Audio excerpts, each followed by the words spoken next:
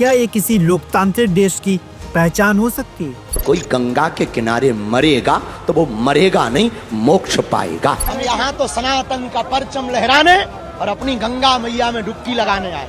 तो किस प्रकार के साधु संत है और किस प्रकार के कथावाचन है? बस छूना नहीं है, मैं अछूत आदमी है ना छू। हवस का पुजारी सिर्फ पुजारी ही क्यों, यानी हिंदू है क्यों, कोई मौलवी या मौलाना क्यों नहीं? इतने विचित्र लोग हैं, कितनी सोची समझी। कभी कभी बातें होती हैं तो हवस के पुजारी, हवस का मौलवी नहीं कभी सुना होगा।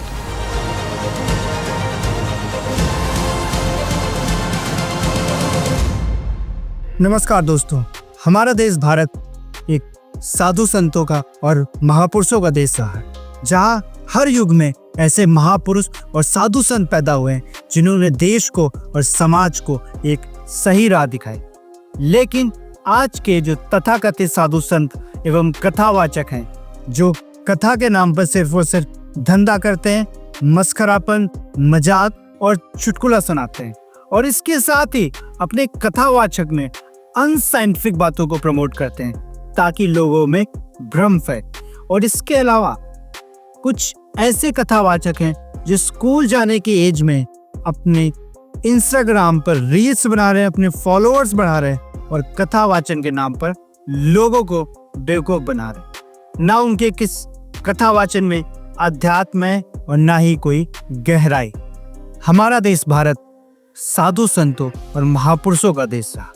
हर युग में ऐसे साधु और संत पैदा हुए जिन्हें समाज को एक नई रास्ता दी, चाहे वह महात्मा बुद्ध हो या फिर महावीर स्वामी या संत कबीरदास हो या संत रैदास से लेके चोखा मेला बसवन्ना तक, या फिर बाबा फरीद या बुल्ले शाह या फिर महात्मा गांधी या फिर स्वामी विवेकानंद। इन सभी महापुरुषों में एक चीज कॉमन थी, ये सभी इंसानियत को सबसे ऊपर माना, जात पात और अंधविश्वास के खिलाफ बोला और समाज में प्रेम और एकता की बात की। लेकिन आज के कुछ तथाकथित साधु संत एवं कथावाचक जो कि कथावाचन के नाम पर और सिर्फ मस्खरापन और मजाक करते हैं और कथावाचन में चुटकुला और अनसाइंटिफिक बातें करते हैं, जिससे लोगों में भ्रम फैले और पाखंड और अंधविश्वास को बढ़ावा मिले। बहुत सारी चीजें गलत हुई हैं मेरे साथ। इतनी बातें लेके बैठोगी इसलिए मोटी हो। शराबी आदमी जो होता है ना, वो कहीं लेट जाता है ना, गिर जाता है तो कुत्ता आता है उसके पास, तो कुत्ता अपना अमृत पिला देता है उसको, नारियल अपने आप फूट जाता है। तो अच्छा, तो क्या दिक्कत है?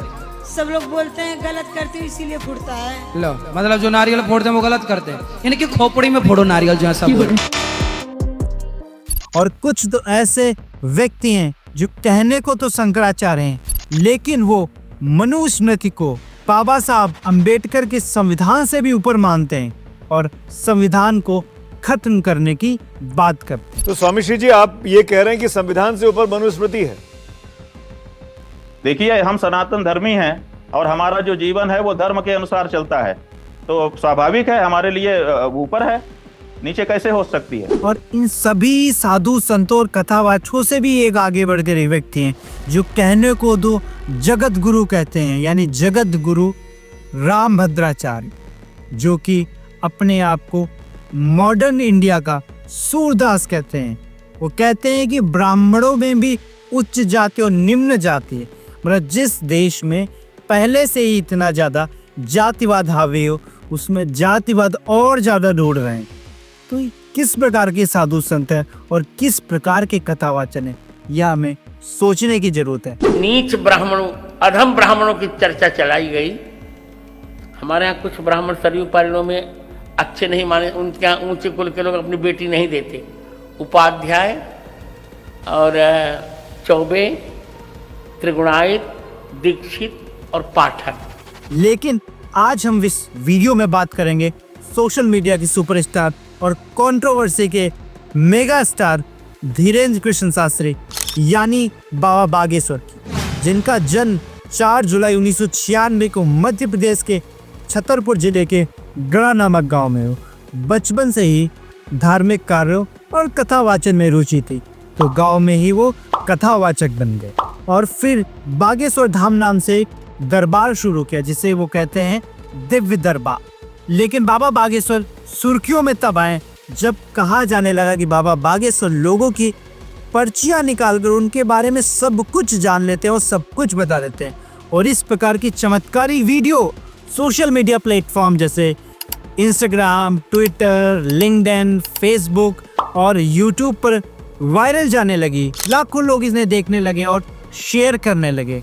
इससे बाबा बागेश्वर को ख्याति मिली और लाखों करोड़ों लोग उनसे सोशल मीडिया प्लेटफॉर्म के थ्रू जुड़ने लगे। ठाकुर जी का आत्म साक्षात्कार करना चाहती हैं, कृष्ण भक्ति में लीन होना चाहती हैं, आपने घर पर ये अर्जी लगाई हुई है, वो चिट्ठी से अर्जी लगाई है। आपकी चिट्ठी को हमने यहाँ उतार दिया है, आशीर्वाद है। लेकिन असली विवाद तब पैदा हुआ जब बाबा बागेश्वर 2023 में नागपुर में दिव्य दरबार कर रहे थे।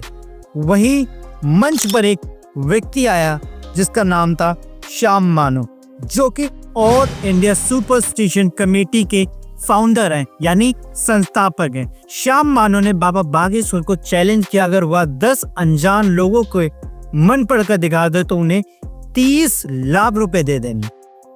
लेकिन बाबा इस चैलेंज को स्वीकार नहीं किया और वहां से 9-11 हो गए। लोगों ने यहाँ तक कहा कि बाबा बागेश्वर डर कर भाग गए। लेकिन इसके बाद ये मामला पुलिस तक पहुंचा, लेकिन वहां पर भी कुछ नहीं हुआ। इसके बाद श्याम मानो ने महाराष्ट्र के अंधविश्वास कानून के विरोध के तहत बाबा बागेश्वर पर शिकायत दर्ज की, लेकिन इसके बाद भी कोई कार्रवाई तक नहीं हुई। लेकिन बाबा बागेश्वर की ये तो शुरुआत थी, आगे बाबा बागेश्वर को एक बहुत बड़ा कथावाचक भी बनना था। जुलाई 2023 में बाबा बागेश्वर न्यूज 18 को इंटरव्यू देते हुए बहुत सारे विवादित बयान देते हैं। वो अपने इंटरव्यू में कहते हैं कि हर भारत में हर व्यक्ति को सीताराम बोलना चाहिए। देखो, बार बार मरना नहीं है, एक बार बचना नहीं है, जो होगा देखा जाएगा, लेकिन भारत में रहना है तो सीताराम कहना है। हाँ, अब भारत में रहना सीताराम कहो। हाँ, भाई तुम्हें और कुछ बोलना हो तो विदेश चले जाओ, वीजा पासपोर्ट लो, फ्लाइट चल नहीं, जाओ। अब सोचने वाली यह बात है कि भारत में विभिन्न प्रकार के धर्म हैं, जैन है, क्रिश्चियन है, मुस्लिम है, अलग अलग धर्म है, लेकिन इन शब्दों को किसी पर थोपना क्या ये किसी लोकतांत्रिक देश की पहचान हो सकती है? इसके बाद बाबा बागेश्वर यही नहीं रुके, उन्होंने लव जिहाद जैसी फेक थियोरी, फ्रॉड थियोरी को भी फ्लोट किया और उसको भारत में फॉलो किए जाने की बात कही। लेकिन उसके पीछे कोई भी एक ठोस एग्जाम्पल तक नहीं दे पाए और देश में एक प्रकार का वैमनस्य, एक मतभेद फैला हो समाज और धर्म के बीच में, इस प्रकार की बयानबाजी की। हम सबको अब जाग करके, हम एक किसी गायक ने कहा था,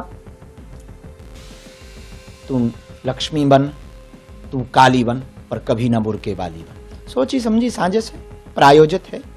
उनको इस प्रकार की समझाइश दी जाती है। उन लोगों की ऐसी मानसिकता ही है, कुंठित मानसिकता ही है, और वो इस प्रकार से हिंदू बहन बेटियों को टारगेट करते रहते हैं अनवरत। और इन बयानों के बाद NBDSA यानी news broadcaster digital standard authority ने उनके इस इंटरव्यू को हटाने को कहा, क्योंकि उनके इस इंटरव्यू के बाद समाज में, देश में एक वैमनस्य पैदा हो सकता था, समाज में एक अंधविश्वास और पाखंड को भी बढ़ावा मिल रहा था। इसलिए इस इंटरव्यू को हटाने के लिए कहा गया। और इसी इंटरव्यू में बागेश्वर ने एक और आपत्तिजनक बयान कहा। उन्होंने कहा कि हवस का पुजारी सिर्फ पुजारी ही क्यों, यानी हिंदू ही क्यों, कोई मौलवी या मौलाना क्यों नहीं। इतने विचित्र लोग हैं, कितनी सोची समझी। कभी कभी बातें होती हैं तो हवस के पुजारी, हवस का मौलवी नहीं कभी सुना होगा आप, क्योंकि हम लोगों के दिमाग में बहुत प्रायोजित तरीके से ब्रेन को ब्रॉस करने के लिए, हमारे दिमाग में कुतर्क भरने के लिए शब्दों को पहुंचाया गया और भरा जा रहा है। इस प्रकार के आपत्तिजनक बयान क्या कोई साधु संत, क्या कोई कथावाचक कह सकता है?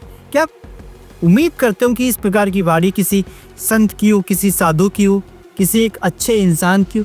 नहीं, इस प्रकार की भाषा किसी साधु संत या किसी भी कथावाचक की नहीं हो सकती। और बाबा बागेश्वर की उन्नति तो तब हुई जब बाबा बागेश्वर बार बार अपनी हर रैली में, अपने हर कथावाचन में देश को, भारत देश को एक हिंदू राष्ट्र घोषित करने की बात कहने लगे। वो कहते हैं कि भारत तो पहले से ही हिंदू राष्ट्र है, इससे हिंदू राष्ट्र घोषित कर देना चाहिए। बिहार के पागलों, हमारा एक ही सपना है, भगवा ये हिंद होना चाहिए। अगर हुआ मेरे धर्म पर घात तो मैं प्रतिघात करूंगा, क्योंकि मैं हिंदू हूँ, सिर्फ हिंदुत्व की बात करूंगा। हम किसी भी पार्टी के नहीं है, जिस जिस पार्टी में हिंदू है हम उस पार्टी के हैं। हम राम के हैं, हम सनातन के हैं, हम सत्य के हैं, हम संतों के हैं, संतों की हम पर कृपा बनी रहे। लेकिन जब तक रुकेंगे नहीं, जब तक झुकेंगे नहीं, चाहे जितना विरोध कर लो हमारा, कितनी भी गालियां बदलो, कितने भी नारेबाजी कर लो, हम हिंदुओं को जोड़ करके रहेंगे। अब जातिवाद नहीं, राष्ट्रवाद पर जिएंगे। किस पर जिएंगे? क्या ये बात बाबा साहब भीमराव अम्बेडकर के संविधान के खिलाफ नहीं जाते? क्योंकि बाबा साहब अम्बेडकर हमेशा ही भारत को कभी एक हिंदू राष्ट्र के तौर पर नहीं देखते थे। वो हमेशा भारत को एक सेक्युलर देश के तौर पर देखते थे, जहां पर सभी धर्म, चाहे वो जैन हो, चाहे क्रिश्चियन हो, चाहे बुद्धिज्म हो, सभी धर्म को एक साथ रहने की बात कही। और ये बाबा आए दिन हर रैली में, चाहे महाराष्ट्र में हो, चाहे पश्चिम बंगाल में, चाहे बिहार में हो, और जहां जहां इलेक्शन होंगे, हर रैली में एक ही बात बोलता है, जात पात की करो विदाई, हम सब हिंदू भाई भाई। लेकिन अपने कथावाचन में, अपनी रैलियों में जब एक बुजुर्ग व्यक्ति, एक निर्धन व्यक्ति उनके पैर को छूने की कोशिश करता है तो उसको बोलते हैं, दूर रहे अछूत मुझसे, तू अछूत है। तो आप ये भी वीडियो देख सकते हैं। बस बस बस, छूना नहीं है, मैं अछूत आदमी है ना छू। जय हो। बस बस बस, छूना नहीं है, मैं अछूत आदमी है ना छू। जय हो। किस प्रकार से बागेश्वर इस बाबा संत का, इस कथावाचक का दोहरा चरित्र दिखता है, इसके अंदर की कितना जातिवाद भरा हुआ है ये भी नजर आता है। कहने को तो किसी पॉलिटिकल पार्टी का एजेंट बनकर आप चिल्लाते रहो कि हम सब हिंदू भाई भाई, लेकिन जब असम में हम भाइयों को स्वीकार करने की बात आती है तो ये बंदा, ये व्यक्ति, ये कथावाचक पीछे हट जाता।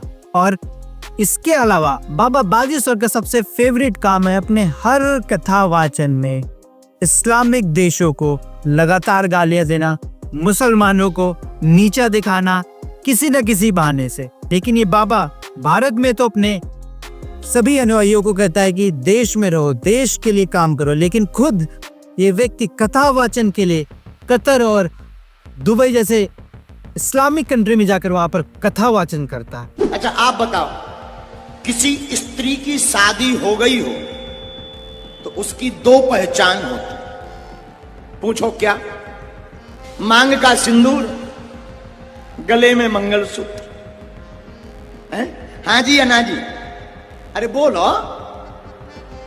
अच्छा मान लो मांग का सिंदूर ना भरा हो, गले में मंगलसूत्र ना हो, तो हम लोग क्या समझते हैं? भाई ये प्लाट अभी खाली है। हाँ, और मांग का सिंदूर भर गया हो, गले में मंगलसूत्र लटक गया हो, तो हम लोग दूर से ही देखकर समझ जाते हैं कि रजिस्ट्री हो चुकी। और ये बाबा ऑस्ट्रेलिया के सिडनी से में छुट्टियां मनाने वहां पर 60,000 की नॉर्थ फेस की जैकेट और 35,000 का गुच्ची का चश्मा लगाकर घूमते हैं। तो आप देख सकते हैं बाबा का ठाट बाट। लेकिन बाबा यहाँ पर अपने अनुयायियों को, अपने भक्तों को तो कहते हैं कि आप लोग मोह माया से दूर रहो, और खुद ऑस्ट्रेलिया जाकर वहां पर मौज मस्ती चले। और जब इनसे पूछा जाता है कि आपने इतना महंगा चश्मा, इतना महंगी जैकेट पहन ली, तो जवाब देते हैं कि मेरे किसी भक्त ने दे दी।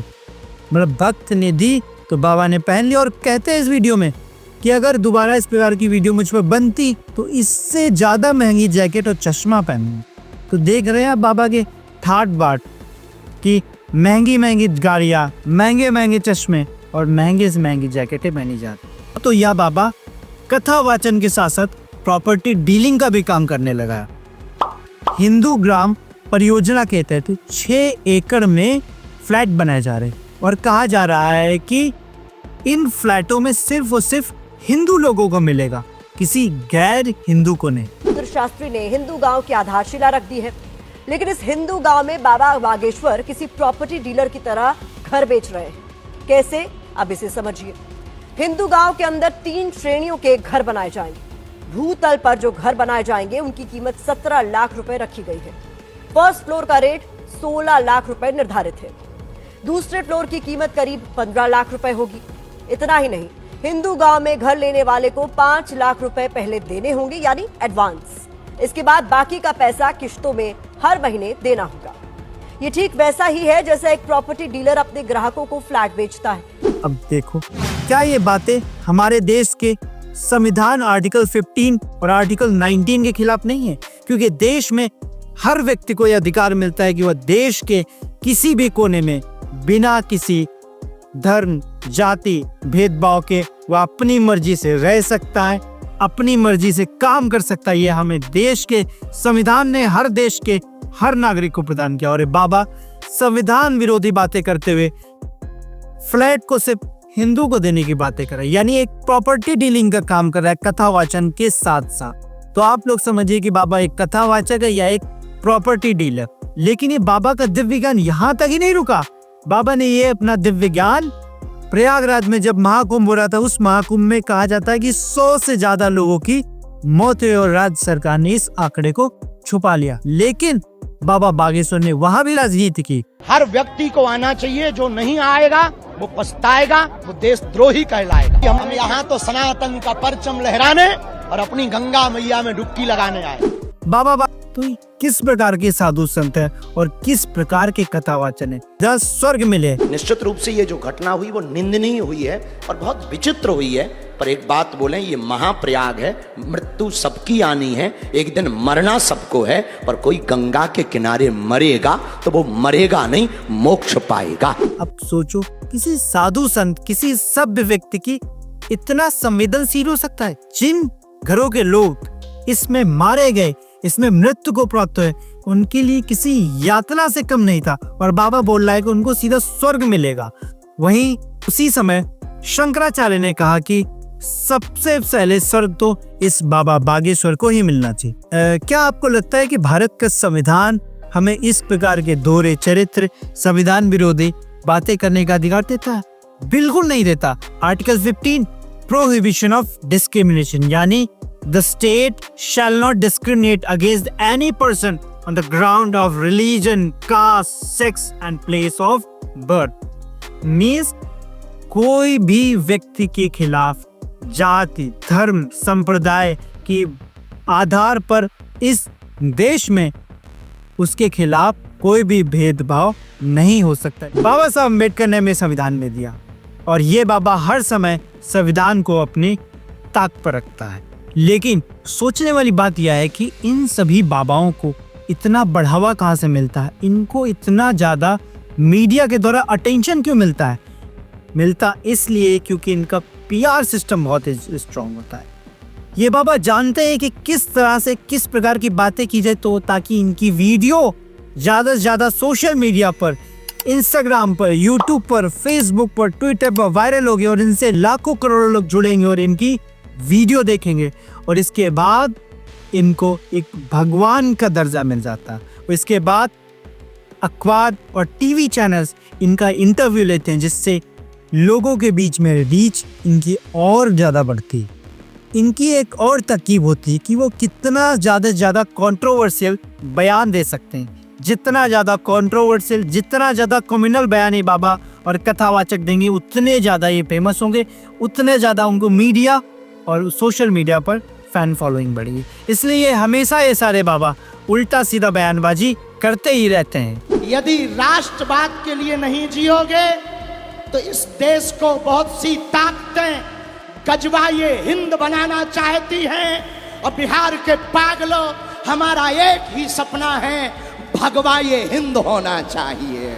और इन बयानों के देने के बाद इनको किसी पॉलिटिकल पार्टी से समर्थन भी मिल जाता है और बड़े बड़े नेता और बड़े बड़े अभिनेता इनके पैरों में, इनके चरणों में झुके पड़े होते हैं, बिल्कुल बिछे पड़े होते हैं। चाहे वह फिल्म अभिनेता संजय दत्त हो या फिल्म स्टार गोविंदा हो या फिर बड़े बड़े सेलिब्रिटी हो, यूट्यूबर्स हो, चाहे एल्विश यादव हो या बड़े बड़े क्रिकेटर्स या सिंगर्स, सभी के सभी बाबा बागेश्वर के चरणों में बिछे नजर आते हैं।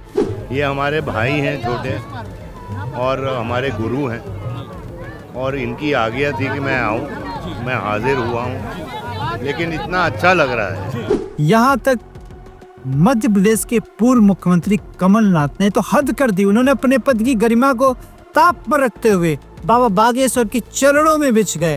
तो इससे आम जनता के बीच में मैसेज जाता है कि जब इतने बड़े बड़े सेलिब्रिटी, इतने बड़े बड़े नेता और अभिनेता जब बाबा बागेश्वर के चरणों में गिरे हुए, तो आम जनता की औकात ही क्या है। आम जनता तो उन्हें भगवान मान लेती, भगवान का दूसरा रूप मान लेती। इवन सबसे बड़ी शर्म की बात तो यह है कि जब प्रधानमंत्री नरेंद्र मोदी बाबा बागेश्वर को अपना छोटा भाई कह देते हैं, तो आप मैसेजिंग समझ रहे हैं कि क्या मैसेज जाता होगा कि देश की आम जनता में कि बाबा बागेश्वर प्रधानमंत्री मोदी को छोटा भाई है। कोई भी नेता, कोई भी पॉलिटिकल पार्टी की हिम्मत है बाबा बागेश्वर को क्वेश्चन करने के? छोटे भाई धीरेन्द्र शास्त्री जी काफी समय से देश में एकता के मंत्र को लेकर लोगों को जागरूक करते रह रहे हैं। अब उन्होंने समाज और मानवता के हित में एक और संकल्प लिया है। इस कैंसर संस्थान के निर्माण की ठानी है। यानी अब यहां बागेश्वर धाम में भजन, भोजन और निरोगी जीवन तीनों का आशीर्वाद मिलेगा। और इसी का फायदा उठाती है ये मीडिया, जिसे हम कहते हैं गोदी मीडिया। वह इन बाबाओं को इंटरव्यू सुबह शाम दिखाती है, सुबह शाम टीवी पर इनको दिखाती रहती है, जिससे इन बाबा का प्रेजेंस बढ़ता है टीवी पर, लोग उन्हें देखते हैं और इन टीवी चैनलों का टीआरपी ज्यादा बढ़ती है। तो शादी करेंगे? हाँ पक्का है। कब? ये भी आप नई घोषणा मत करवा देना कि हम नहीं करेंगे। तो हमारा नंबर तो लाइनें लगी होंगी। नहीं, ये माता पिताजी हमारे गुरुजी इस पर निर्णय लेंगे, परंतु गृहस्थ जीवन में जाना बुरा नहीं। कई बार परिस्थितियां बड़ी विचित्र होती हैं और हमारा उद्देश्य ये है कि हमारे द्वारा ऐसा कोई कदम ना उठे जिससे करोड़ों सनातनियों को नीचा देखना पड़े। और इसके बाद इन बाबाओं की मौज होती। और यही गोदी मीडिया, जब कोई व्यक्ति या कोई ऑर्गेनाइजेशन जब इन्हीं बाबा बागेश्वर, इन सभी बाबाओं के पाखंडवाद विश्वास को बढ़ावा होने पर प्रश्न करती, तो ये सारे टीवी चैनल लग जाते हैं उस व्यक्ति ऑर्गेनाइजेशन को हिंदू विरोधी, सनातन विरोधी, देश विरोधी का टैग लगाने में। हवस का पुजारी, गुनाहों का देवता जैसी फिल्में बनती हैं जो हिंदू आस्था पर एक गहरी चोट है। अमीश, कितनी बार वो ही सेम डायलॉग रिपीट करोगे? आई थिंक हवस का पुजारी is your favourite film. Film के नाम, क्रिएटिविटी के नाम पर गुनाहों का देवता फिल्म का नाम लिखा जाता है, खून की होली लिखी जाती है, हवस का पुजारी लिखा जाता है। हाँ तो क्या प्रॉब्लम है? क्यों प्रॉब्लम है? तो क्या प्रॉब्लम है आपको? पुजारी ईश्वर का होता है, हवस का कैसे हो सकता है? मत देखिए ना। Amish is the only person who thinks of Hindu Muslim while watching erotica, if you can call this movie that. कितनी बार देखोगे यार, और कितनी बार एक ही फिल्म से ऑफेंड होगे। और अंधविश्वास को बढ़ावा देने में ये टीवी चैनल्स और गोदी मीडिया ही उतनी ही जिम्मेदार है जितनी कि ये खुद बाबा। तो हम कह सकते हैं इस पूरे पाखंड को बढ़ावा देने में सबसे ज्यादा किसी का हाथ है तो नेता, अभिनेता और मीडिया का। इन सभी लोगों ने एक बाबा, एक कथावाचक को धर्म का ठेकेदार बना दिया। मीन्स मतलब यह हो गया कि अगर आप इन बाबाओं की बुराई करते हो, अगर इन बाबाओं के प्रश्न करते हो, तो आपको हिंदू विरोधी, मतलब कहने का है कि ये बाबा हिंदू धर्म के बराबर हो गए। ये बाबा कब से ठेकेदार हो गए इस हिंदू और सनातन धर्म के? लेकिन इस मीडिया और ये नेता और अभिनेता बाबा को भगवान बनाने में लगे हुए। अब प्रश्न यह भी है, तो क्या ये बाबा धर्म के वाकई रक्षक हैं या फिर धर्म के नाम पर करने वाले कारोबारी बिचौलिए? अब सोचने की जरूरत आपकी है, क्या आप इन बाबाओं के चक्कर में पड़कर अपने बच्चों का करियर बर्बाद करें, उनके करियर को दांव पर लगा रहे हैं? क्योंकि इन बाबाओं का, इन नेता और अभिनेताओं का कुछ नहीं बिगड़ने वाला। सबसे ज़्यादा नुकसान होगा आपके बच्चों का, क्योंकि आपके बच्चे गुमराह हो रहे हैं। जब आपके बच्चे इनको टीवी पर, अखबारों में और यूट्यूब पर देखते हैं कि ये बाबा चमत्कारी तरीके से किसी की भी समस्या दूर कर सकते हैं, कोई भी समस्या प्रॉब्लम्स को दूर कर सकते हैं, तो बच्चे सोचते हैं कि हम पढ़ाई करें क्यों, हम क्यों doctor, engineer, scientist, IAS officer बने, जब हम चमत्कार के दम पर, बाबा के आशीर्वाद के दम पर ही बड़े बड़े डॉक्टर, इंजीनियर और बड़ी बड़ी परीक्षाएं पास कर सकते हो, तो मेहनत करने की जरूरत नहीं है। यहीं से शुरू होता है इन बच्चों की बर्बादी की शुरुआत। असल में ये बाबा और कथावाचक धर्म के नाम पर अपना धंधा चला रहे हैं और ये राजनीतिक पार्टियां और ये नेता उस बाबाओं को एक धर्म के औजार की तरह यूज कर रहे हैं ताकि वह नेता और अभिनेता अपनी छवि को चमका सके और आम जनता के बीच में एक अच्छी इमेज दिखा सके, ताकि उनकी पॉलिटिकल पार्टी जीत सके, ताकि वो चुनाव जीत सके और नेताओं और सेलिब्रिटीज की PR बढ़ सके, ताकि उनकी फिल्म हिट हो और उनके शो भी हिट हो। जो आम जनता के बच्चे वो गर्त में चले जाए। अब जरूरत है कि आप अपने बच्चों को सही दिशा दिखाएं। आप अपने बच्चों को सही साधु संतों, जो समाज में, जो देश के लिए काम किए, उनके बारे में पढ़ाएं, उनकी किताबें पढ़ाएं, उनकी कविताएं पढ़ाएं, जैसे कि महात्मा बुद्ध, दयानंद सरस्वती, स्वामी विवेकानंद, संत रविदास, संत कबीरदास, गुरु नानक, चोखा मेला, बाबा फरीद, इन सभी साधु संतों के बारे में पढ़ाएं। मीराबाई के बारे में पढ़ाएं, जिन्होंने इंसानियत की बात की, जिन्होंने समझदारी की बात की, जिन्होंने तार्किकता की बात की, जिन्होंने साइंटिफिक टेम्परामेंट की बात की, उन सभी साधु संतों के बारे में पढ़ाएं, ना कि इन फर्जी कथावाचक और ढोंगी बाबाओं के बारे में दिखाएं। उनकी कथावाचक में बच्चों को ले जाएं, क्योंकि इनसे इन बच्चों के दिमाग पर बहुत बड़ा बुरा असर पड़ता है। बचपन से ही बच्चों को सिखाएं कि धर्म का मतलब इंसानियत होता है, सबसे बड़ा धर्म इंसानियत होता है। हर इंसान को बराबर माने, किसी में भेदभाव ना करें, ताकि ये बच्चे आगे चलकर एक देश के एक अच्छे नागरिक बन सके, जिनके अंदर साइंटिफिक टेम्परामेंट हो, जिनके अंदर एक वैज्ञानिक सोच हो, जो आगे चलकर देश का नाम रोशन कर सके, देश की इकोनॉमी को आगे बढ़ा सके और हमारे भारत को एक विकसित देश बना सके, ना कि इन बाबाओं, इन कथावाचकों और इन साधु संतों के चक्कर में पड़कर उनका जीवन, उनकी वैज्ञानिक सोच को खत्म कर दे। इसलिए मैं कहता हूं कि अच्छे साधु संतों के बारे में पढ़ें, जानें, जिन्होंने 14वीं शताब्दी में जाति पात के खिलाफ भी लिखा, अंधविश्वास के खिलाफ लिखा, लेकिन आज 21वीं सदी में बाबा फर्जी बातें करके, अंधविश्वास फैला के, हिंदू धर्म की उल्टी सीधी बातें करके देश में वैमनस्य से भेदभाव पैदा कर रहे हैं। लेकिन हमें सीखना चाहिए कबीरदास से, संत रविदास से, BR अम्बेडकर से, ना कि इन फर्जी कथावाचकों से। तो हमें प्रण लेना है कि अपने बच्चों को सही गाइडेंस देना है और अच्छे से अच्छे महान लोगों को बारे में पढ़ाना, ताकि हम अपने देश को महान बना सके, ना कि इन फर्जी बाबाओं के चक्कर में पड़ के अपना जीवन और अपने बच्चों का जीवन को खराब कर सके। मिलते हैं फिर अगली वीडियो में। बहुत बहुत धन्यवाद। Thank you so much.